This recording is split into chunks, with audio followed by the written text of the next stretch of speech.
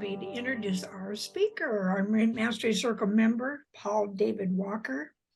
And I'm just going to read his description on his speaker form. I love what you wrote here. I am a poet, philosopher, and leadership consultant. When I was 14, like most boys in my church, I studied the New Testament in preparation for my confirmation. I read all the stories about Jesus being born of God, being half human, half divine, the Son of God. He was tempted by evil, performed miracles, and walked among the people of that time, telling them to love each other and forgive. The first words of his Sermon on the Mount as he looked over the masses who had come to listen were, "Ye are the light of the world." During his ministry, he often said, "The kingdom of heaven is within you and all around you." His last words as he was about to die on the cross were, "Father, forgive them, for they know not what to do." These words echoed in my heart. Since then, in one way or another, I've been working with leaders to help them be more forgiving and discover something bigger than themselves. And what a gift that is, Paul, to bring out to the world, living those words. So with that, Paul David Walker. Okay, thank you very much. Well, the book I'm going to share from is called Soul Release. It's an ebook, has pictures, so it's too expensive to print. And to me, soul is this internal gadget, whatever, that keeps us on course. It's connected to the reality. It's connected to everything. Our soul knows, but so often we cover it up with our fears, our doubts, our egos, needs, and wants, and soul has a hard time coming through. So in this book, I've written poetry with the purpose of releasing myself and others from the worry of the world, their fears, and so we can see their soul can guide them. So that's what I mean by soul. So the first one I'm going to read, I read, it's not in my book, but I wrote this about 3 days ago, right after summer solstice, and I thought I'd read that first, and then feel free to make comments and so on. So let me try this here. Okay, can you see that? Everyone see that? Not yet, Paul. No? Okay. You could share screen and make sure you've got it open on your desktop. Okay. Okay.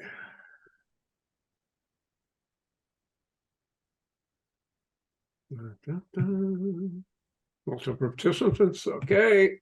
Now I lost it. There it is. Okay, can you see that? Not yet. Not yet. No? Oh. All right.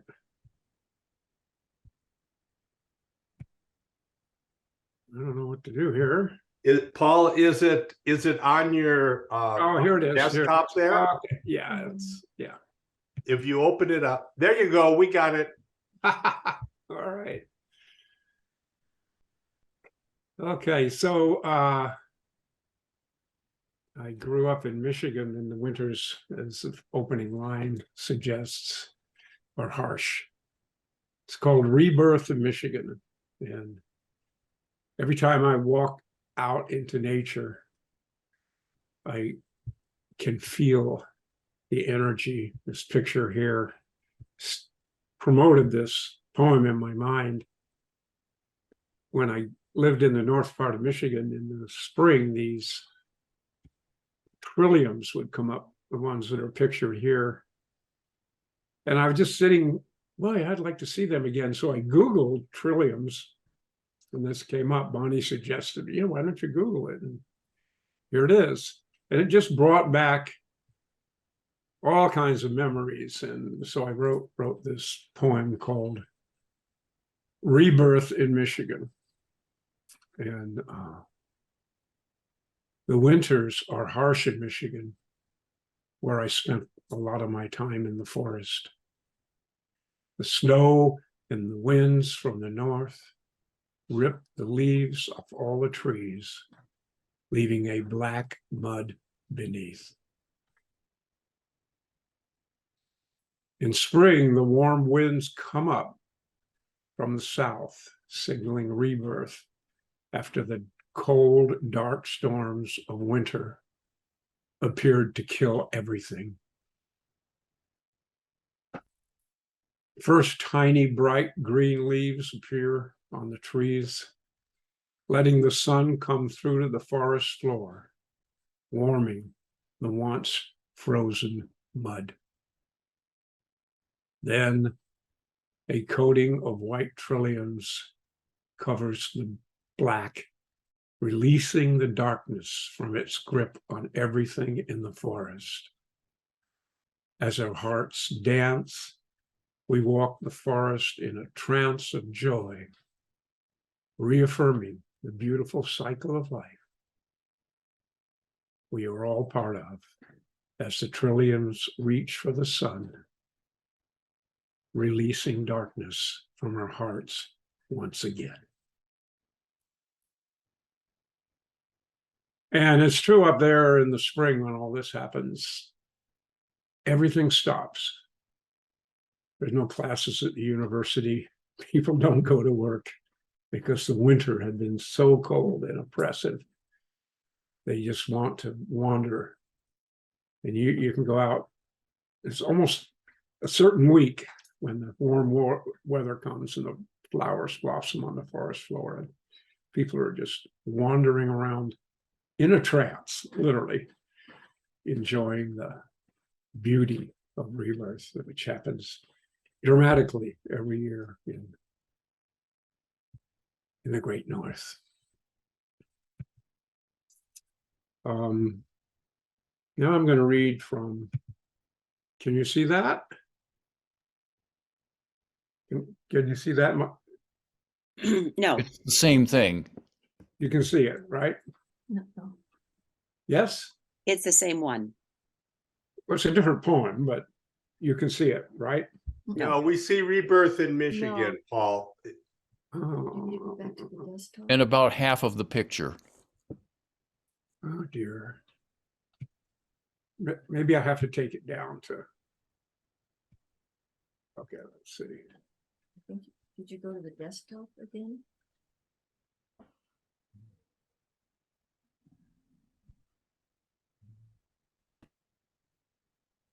Okay. Oh dear. What have I done? You're doing great. You'll get it. Okay, I hope so. While you're working on that, would you maybe somebody might have a brief comment or something about what we just heard? Perhaps anybody might want to share something while Paul is getting the next one in place. You know, I would like to do that. Okay, please. Go for it. I suppose it's just a nice coincidence. I'm a thorough Californian. I know, yes. Okay. But my family lived in Ann Arbor when I was 4 years old. My father was getting his PhD in math from the University of Michigan. And I remember there's photos of me in the snow in Ann Arbor when I'm 4 years old. And I remember it very vividly and how much I loved the snow when I was 4. And it's very much Michigan to me. And your poem really just, makes that really present for me. So I appreciate it a lot. Thank you. We can see soul awakening, Paul. You can't see each morning? Yes, he sees it. Each Oh, yeah. morning, yes. Yeah, okay. Well, I'm sorry for that. I'm a little nervous reading my poetry, so forgive me. So this one's called Each Morning, and it's from my book called Soul Release.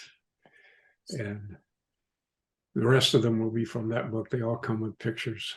This is the bay I live on. Each morning, as the earth turns towards the sun. There is a moment of rebirth calling all beings from sleep. A time to turn on the juices of life in a graceful dance our souls yearn to express, like children who turn towards radiating love. Once we let go of what we want, standing still, absorbing what calls to us, we too shine as sons of the divine.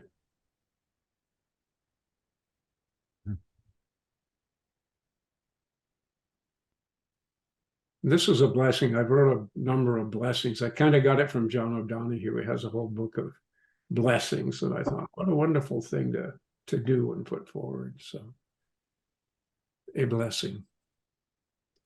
May the peace that passes all understanding be with you and all you love now and always.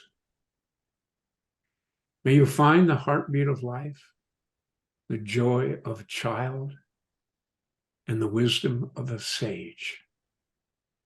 May you be so connected to life that you fill with compassion and love.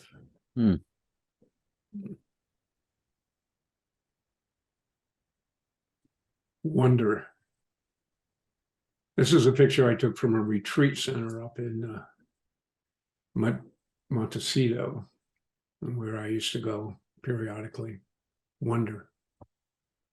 May each moment fill you with wonder and remind you of the light of love that shines from our souls. May the beauty of life spread across your days and fill your eyes with color. May we all brighten our light with love and help others find joy and happiness. I think this is something our group's committed to, helping people find their joy. And this is the poem that talks a little bit about, I grew up in the Episcopal Church, and we have all these ceremonies and stuff. And so this kind of describes kind of like an Easter Sunday. Each moment is filled with eternal presence, beautifully feeding us with the life beyond anything we can describe. Mostly we are distracted by our hopes and fears, trying to figure it out, wanting to know if what our heart feels is true. In doing so, we put our thoughts between the presence and our experience of its flow, which longs to enter us. We think our thoughts are more important, wondering why we cannot find happiness. May we let go of what we think, be still, and lean towards it like summer flowers.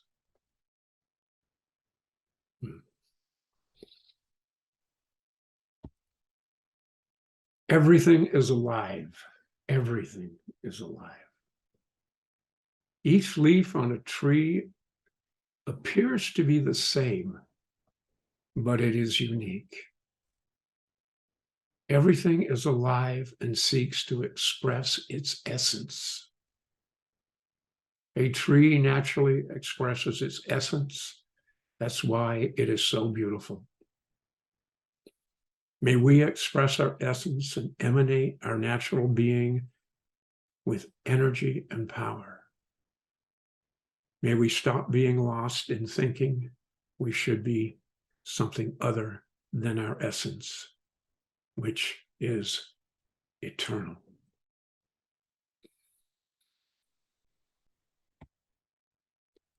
This is also the bay that I live on.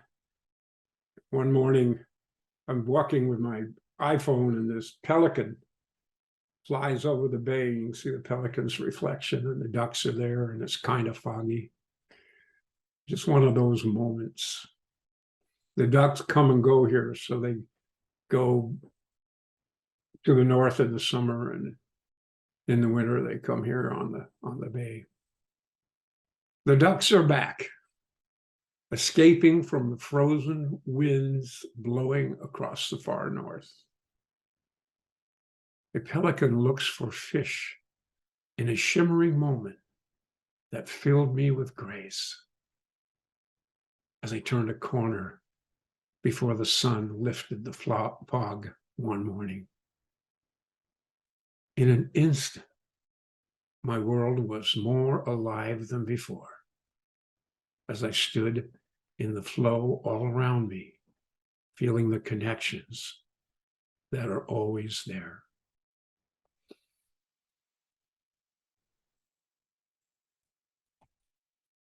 The force. I'm always talking about the force. I have this phrase in my head. I thought it was Dylan Thomas, but I did a search on all his books, and he said something similar, but not this. And the force that drives the grass to grow through asphalt paths in England pulses through my veins, driving me to flower beyond myself. Like blue lightning striking the land and the oceans, balancing the atmosphere, continuously sparking life and uniting heaven and earth. Shining essence. May you cherish each moment in your life and the lives of all beings. May your inner beauty and the shining essence in each person, even in their darkest hours, and say it not, sends blessings to their heart. And say it or not, sends blessings to their heart. All beings are creatures of the infinite heavens, breathing the thin, rand air, holding us safe, bathed in light, and walking on earth together, spinning through space. Each blessing expands us, enlightens our inner being and our outer worlds more than we know.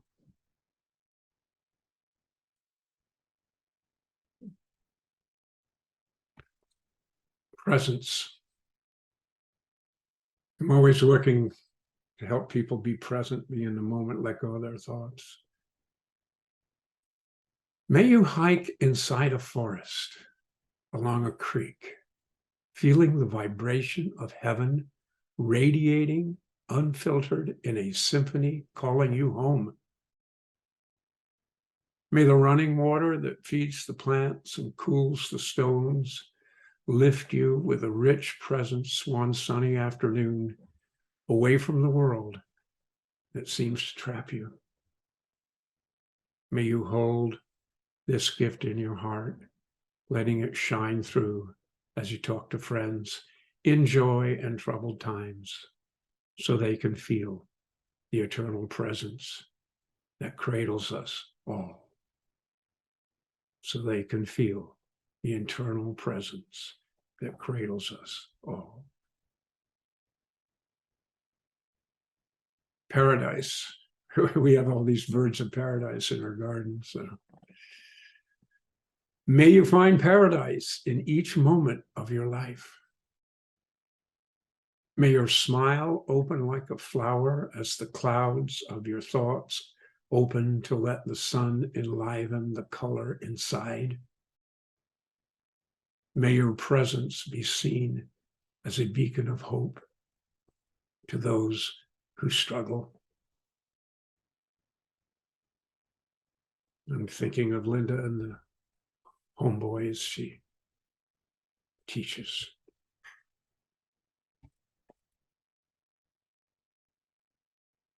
Each moment,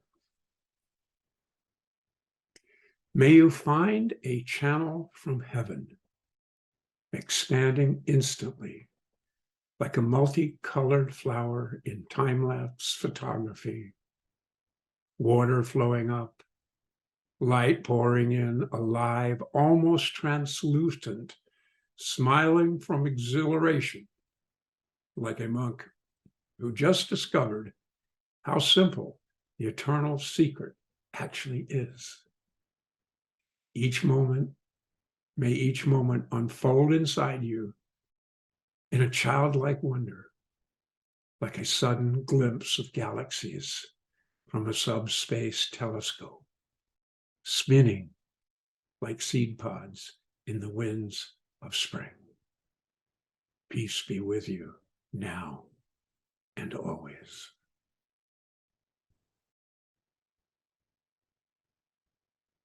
And that's it. I'd like to open this up to conversation.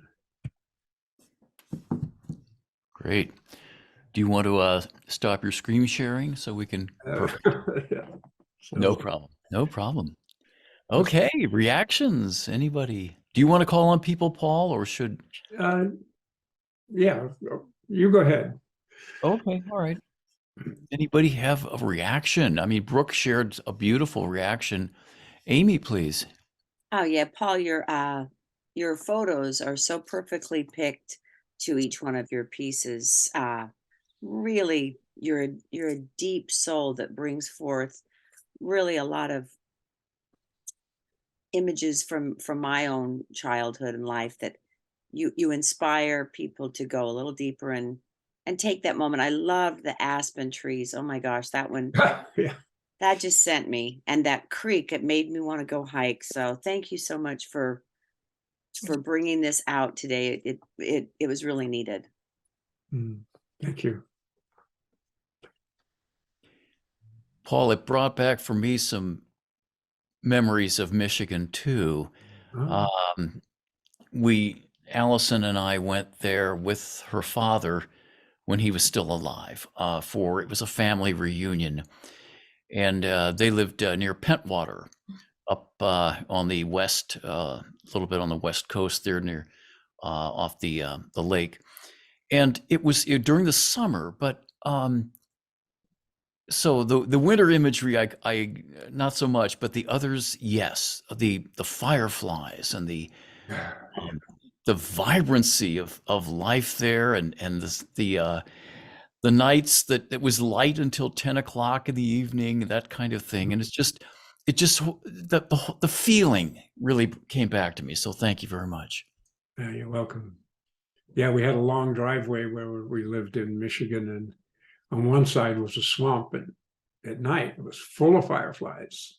Just every night, full of fireflies, except in the winter when everything was frozen. But yeah. Okay, thank you. Can I say one more thing? Yeah, Like sure. fireflies, we did not have those in Utah. I didn't see them for the first time until maybe 4 years, just before the pandemic in Ohio.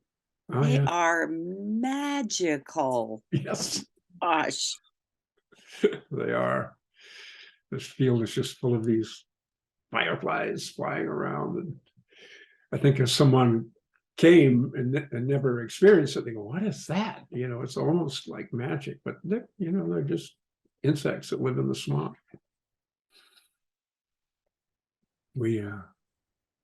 Diana. I think, well, I something about Michigan really appeals to me. I read a lot of novels about that area and the cherries and there's something about that that's great. But what I love is the theme of homecoming. I think you used that word maybe in the first poem. It feels like that's what you're doing. You're calling people home all the time through poetry. Which feels like the most important work that we have. It's really, we're just a thought away from knowing that we are home. And that our essence is our source of who we truly are, and tuning into that. So I very deeply appreciate your work. Okay, thank you.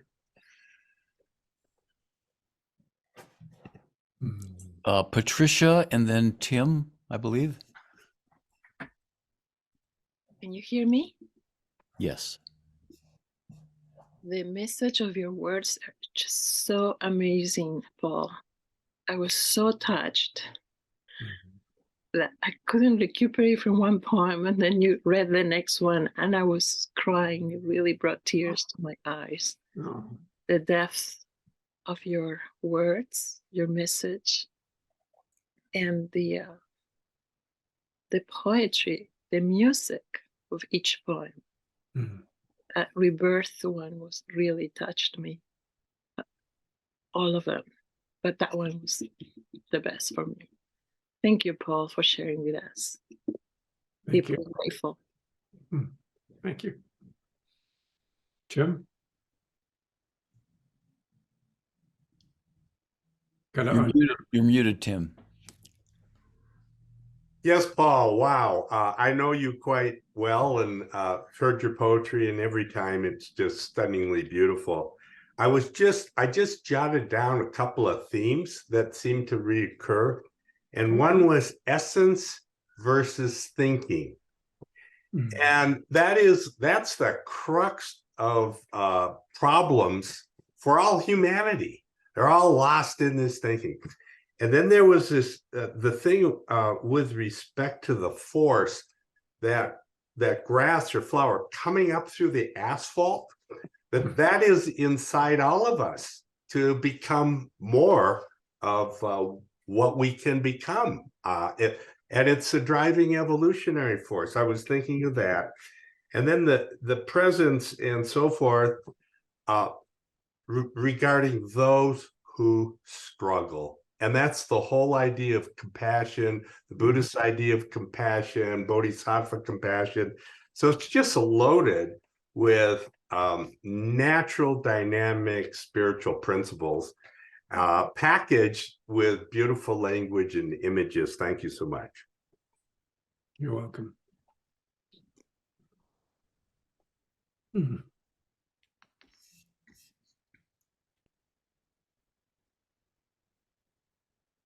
Mac. Okay, Paul. I like your poetry. The language is very simple and easy to follow, easy to understand. You are not just a poet, you are a great lover of nature. You know, prior to today, I have been seeing the beautiful pictures of beautiful flowers you post on Facebook. And reading and listening to you read out these poems shows how much you love nature and the beauty of the world. And then accompanying them with those lovely pictures, I am so glad this is going to be on YouTube and I'll have the opportunity to relax again and go through this. I just want to thank you for sharing these lovely poems with us and for sharing those lovely pictures with us, letting us understand that life is simple and beautiful. Thank you very much, Paul. Thank you, Mac.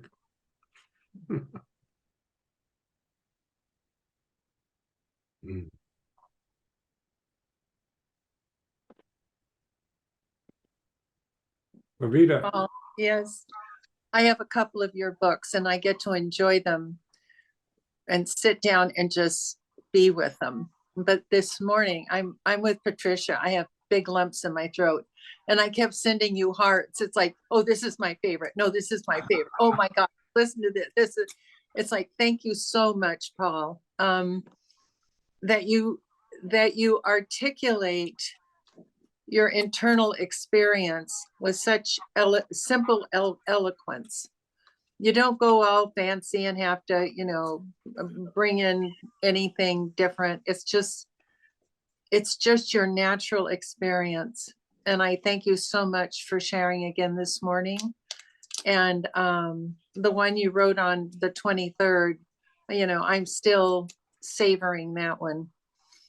And yeah, that's it. It's like I kept hitting hearts towards like, and like Amy said, it's like the one with the aspen trees and then the one about shining. I didn't take notes. I was so busy listening and absorbed, but it's like, yeah, absolutely eloquent in its simplicity.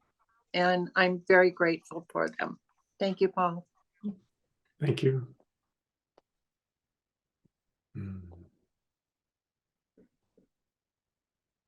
Amy.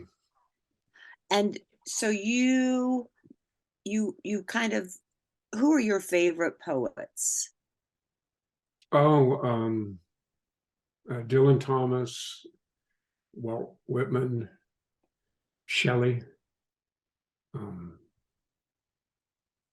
Do you remember the first piece of poetry you heard? Yeah, it was. Now I studied English literature, but the first one that got my attention is Dylan Thomas came to our university, when he was alive, and started reading his beautiful lyrical poetry from Wales, and that got me started. I went, "Oh my God, what a gift! What a gift that is!" And I just tried to learn how to do it myself over the years. So, yeah, my purpose is just to inspire people. Very cool. Thank you so much. Brooke. This is wow.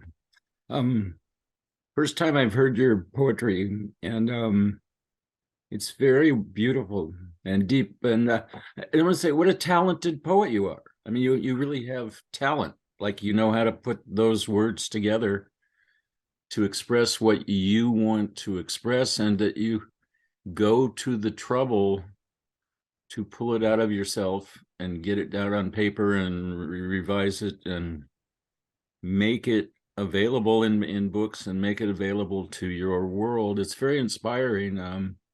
Makes me, empowers me to do something similar. Good. To be creative. And in terms of poets or guides, I mean, I can't help but think of Gary Snyder as being, such a great poet of nature, and seeing you in that light. So thank you. Thank you. Sarah? Yes, thank you, Paul. I'm always deeply moved when I hear your poetry. It's like little bites of soul food, and your voice is so beautiful and gentle. So I'm really grateful that you share your poetry with us from time to time. I'm just wondering if you're willing to share a little bit of your process. When do you say, "Hey, I'm gonna write a poem today," and do you sit down and write it, or do you wait until something moves you? Or I would love to just learn a little bit about your process. Thank you. Yeah. I wait until I'm moved, and what happens is suddenly I have all these images in my head. Suddenly I have all these thoughts, and it just comes to me.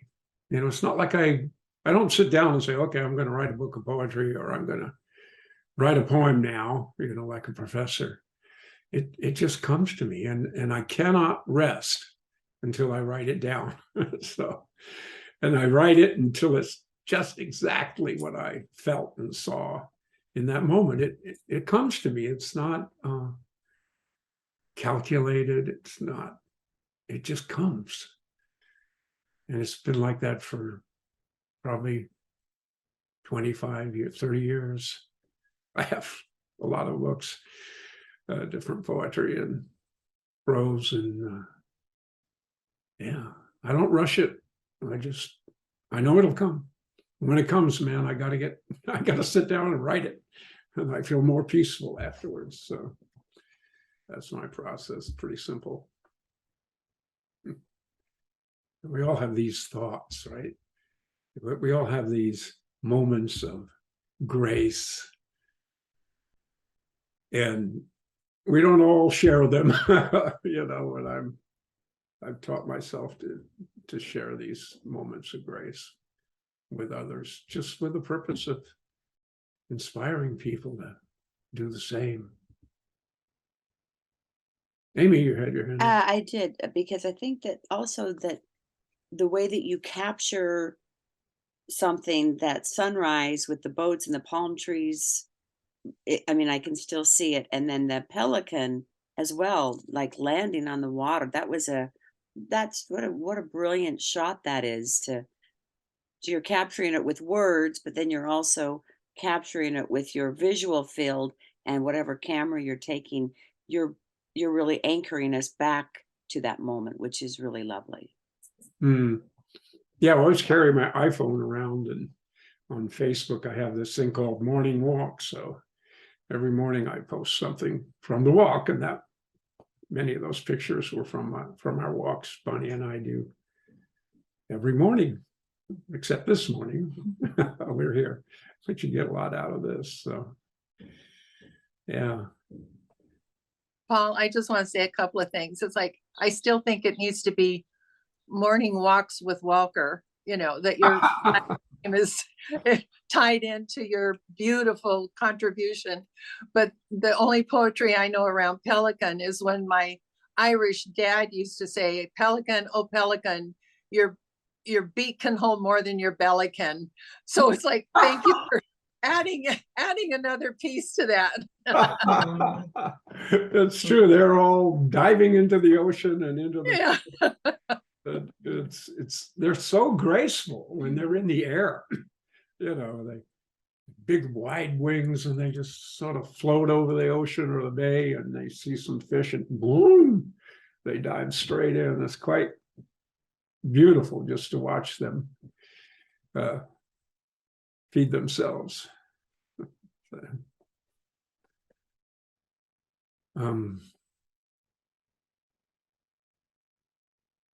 So I know we have I know Amy's a poet, and I think others write their thoughts down. My experience of doing that is, it's again, it just comes to me, and I can't rest until I express it. So I have, like, the first poem I wrote is not in a book yet. But I collect them, and when I get enough, to fill a book, then I put them into a book and have that available, for people. This book is called Soul Release. It's an ebook, and I was thinking. Oh, wait. Go ahead. What format do you put your books in? Like, what process do you use to compile them? Well, there are book writing formats, which I have, and that book is already formatted. Okay, so all I have to do is put in my writing and the pictures, because it's set. So you can go on some of these book writing formats, and they're all different. Some are just for pictures, some are for novels. So I just pick one that's really useful, and I'm able to just pop my writing into it and create a whole piece. You should do that, Amy. Those are available. I'll contact you to see which one you do. Oh, okay. All right. Great. All right. And I just Got about 10 minutes, Paul. Yeah. I just want to say that, many others have expressed this, but having this group who are so deep and so understanding and provide this safe space for me and for each other, it's something I just treasure. It's not easy to gather people around to listen to poetry, believe me. It's hard to attract an audience, but you guys are kind of captive, so it really, really helps me. But if you belong to another group and you would like me to read some of these poems to your group, I'd be glad to do that. Anyone at any time, because it's really, I get more inspired than you do. So when Diana. Yeah. I'm glad you mentioned that about having you with other groups. How may we best support you? And what do you envision? Do you have a vision for the future of your poetry? Yeah, now that the pandemic is over, I would like to actually go physically to different groups and read in front of them, and just like we do here, create a dialogue, I'm known in the business world as a leadership consultant, but I'm working on being known more as a poet rather than just a leadership consultant. I mean, that's how I make a living, and it's pretty deep. It's not the typical leadership consulting, but still, I want to be known as a poet and philosopher. And so I'd like to be involved in anything that anyone's aware of that would like to hear from me, I'd like to hear from them because they're doing similar things. So that's how you can help me. You say, hey, I got a group, come on up, or Zoom, either way. This one particular book really is good for Zoom because the pictures are, it'd be god awful expensive to print that book, I'll tell you. For sure. Yeah. Hey, Paul, I just wanted to mention as sort of a recognition that Thomas, our other Dr. Thomas Hedberg, had invited me to a conference at USC. It was on poetry therapy. And this is where people, are able to, through poetry, are able to really reach some deeper issues and resolve some things within them. And I just wanted to kind of, throw that idea out to you too, that in addition to what you are doing, that this just might be something that might be helpful for you to, as a way of getting your work out there too. That's USC? Yeah, that's where they were holding this conference. It was, but I suppose he may have a connection, or you could, do a online search of poetry therapy. But there may be specific groups that, that might be open to that. Great, we'll do that. Mary Grace. I add a 2 cents worth here. Colleen Mirasu has just been invited back to work with homeless and mentally troubled people in Los Angeles area through UCLA. So I don't know if you know her. I could send an email and connect the two of you, but she's just started doing that again because during COVID, they didn't do it in person, and now they are. Yeah, that'd be nice. Thanks. Yeah. And I'll add 2 cents on that. Thomas Hedberg has a friend. I remember his first name was Robert, and we used to go to a coffee shop in Santa Monica, open mic, and he's a professor at UCLA. So maybe Thomas Hedberg would be, willing to share his friend's name. He works, and it is around poetry. Oh, okay, that'd be great. Lovely. I don't know if Thomas is there, but I'll reach out to him. His picture's there, but he's not speaking. Okay. He's just holding very still and not moving. That's all. Yes. Yeah. So, stillness runs deep with Thomas. I have a whole poem on stillness, but to me, the stilling your mind is just the most important thing you can do, because it sometimes irritates my clients when I say to them, your thoughts are at very best an approximation of reality. And, don't pay attention to them unless they're inspiring you to exceed your own expectations, then okay. But still, they're just thoughts, it's the experience. If you can share your experience of life rather than your thoughts about life. And we have to use thoughts to do it. I'm not saying that, but You know, just be careful with your thinking. It can mislead you.